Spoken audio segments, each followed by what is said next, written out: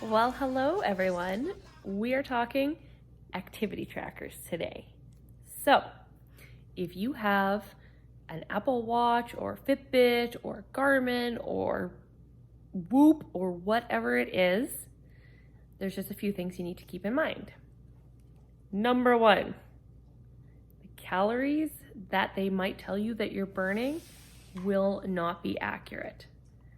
The most important thing to know is that just your data is most relevant to what you're doing. So if it said that you burned more calories today than it did the day before, then that's really all that matters. It doesn't matter that it says that you're burning 2,600 calories and you're maybe only burning, who even knows what exact amount of calories you are burning, but you can't use that scale as what you should be eating. It is not accurate in that sense. It's the same as if you're on a stationary bike or a treadmill or something like that, and it might tell you burn 500 calories in this session. Well, people might think, okay, well, I ate a 500 calorie cinnamon bun, so I burned 500 calories on the treadmill. It's all a wash. It's not that simple, and they're not that accurate, and they're general machines that everyone uses. So that's what I'm saying about the most important thing about, like fitness trackers and things like that is that, for instance, my Apple Watch now has like an HRV, heart rate variable monitor on it, telling me how recovered I am from the previous day. So if you've had a really hard training session, poor sleep, all of that causes your heart rate to fluctuate. And this is supposed to monitor your heart rate and tell you what your heart rate is upon waking up and how recovered you are for the day.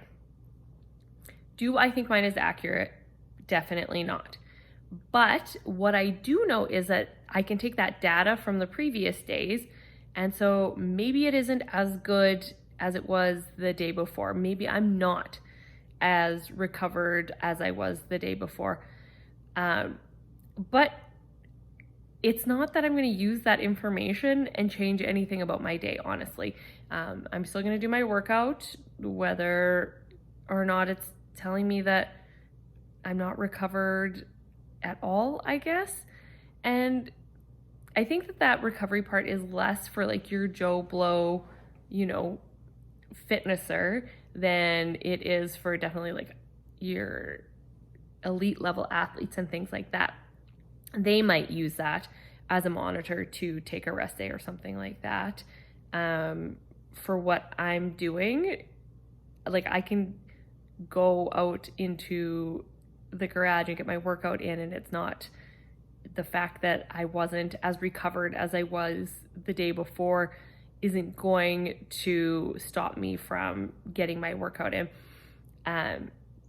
If you're feeling really crap, you have to go based on your body. You want to take a rest day, you feel beat up or tired or whatever else it is, and just take one. I feel like people are starting to maybe rely a little bit too much on, devices like that to tell them information about themselves that maybe they should just feel. This is, like I said, different for the higher level athletes because if they want to optimize training and things like that. But I've actually listened to podcasts and things with people who are elite level athletes, and they will say, they're like, when I'm competing at the CrossFit Games, I'm definitely beat up and I definitely need to still perform my best.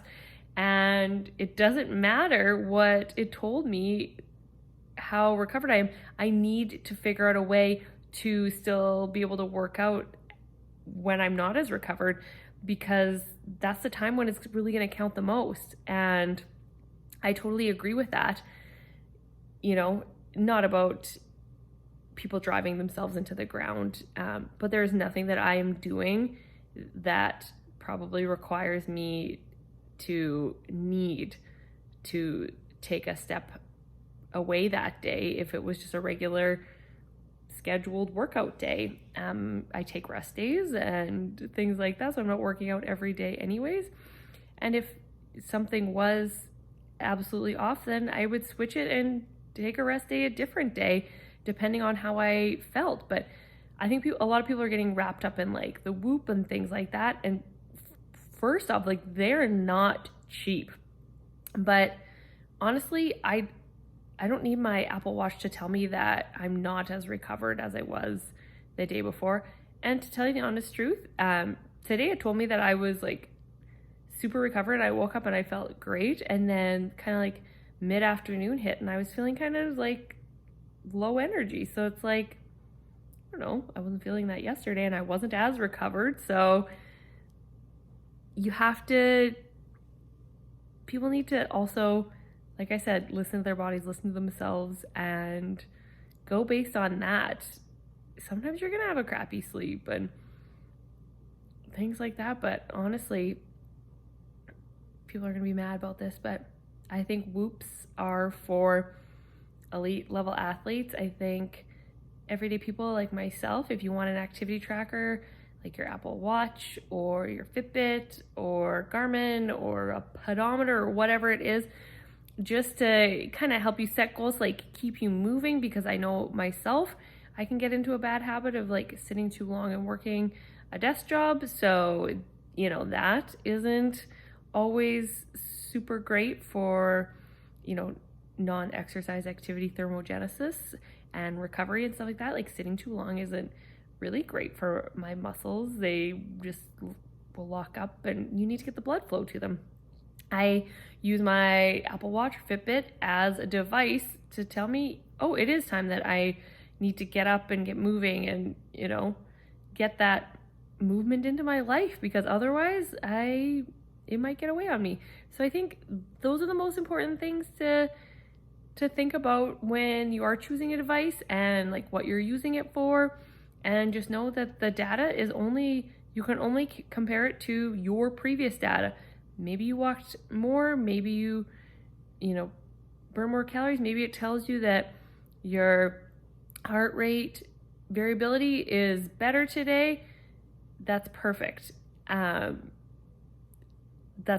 the best data that you're going to get from it, is just comparing it to yourself. And yeah, knowing not to rely on it and not to, you know, feel the need to use it as some sort of tool to, you know, justify what you're eating or something like that. But yeah, that's all I got for you tonight, guys. Have a good one.